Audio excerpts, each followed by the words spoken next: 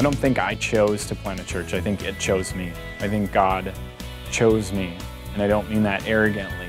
I was in youth ministry and really loved youth ministry, but I kept dreaming about and wondering about the kids who were the next generation, and wondering, is there a way to not have them leave the church? Is there a way for them to really see the church as theirs? Very much felt God saying, like, it's time, you need to start this church. And by you waiting to start the church, you're actually doubting me. I'll equip you, I'll prepare you, and my glory and my providence will be enough for you. We're in Apple Valley, Minnesota, and it might seem like it's a place of everything's fine in the suburbs, but what we found out when we did some demographic studies and when we did some community needs kind of assessment things, we found out that everything's not fine in the suburbs. And this phrase, as we started to plant, was, there's always pain behind the porch. And what that meant for us was, as soon as you got to know someone, even though it looked like it was a really affluent community, and even though it looked like everything was okay on the outside, that really there was a lot of pain, there was a lot of hurt, there was a lot of brokenness that were in their lives.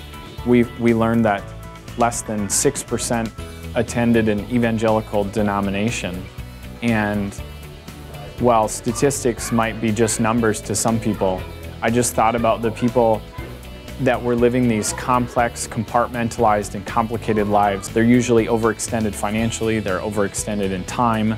A lot of the people that we're seeing come through are young families, but what we're finding out is that we just had a surge of 20-somethings that are showing up in our church, and we're just having this surge of people with middle school and high school kids. So as much as I want to say, oh, we have this exact target, God just isn't proving to show himself in that way.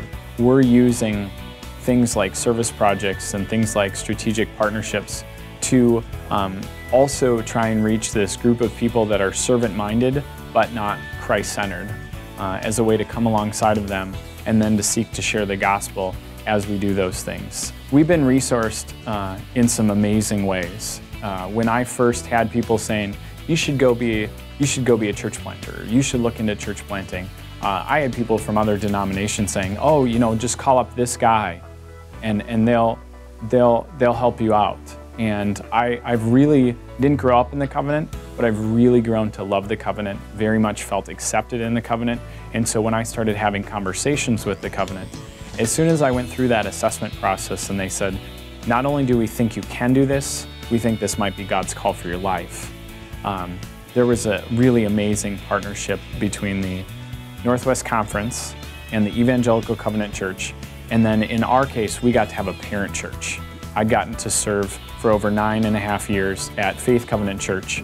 And they, through a lot of prayer, because they'd never planted a church before, through a lot of prayer and a lot of discussion and a lot of discernment, really felt like they felt that it was also God's plan to plant this new church.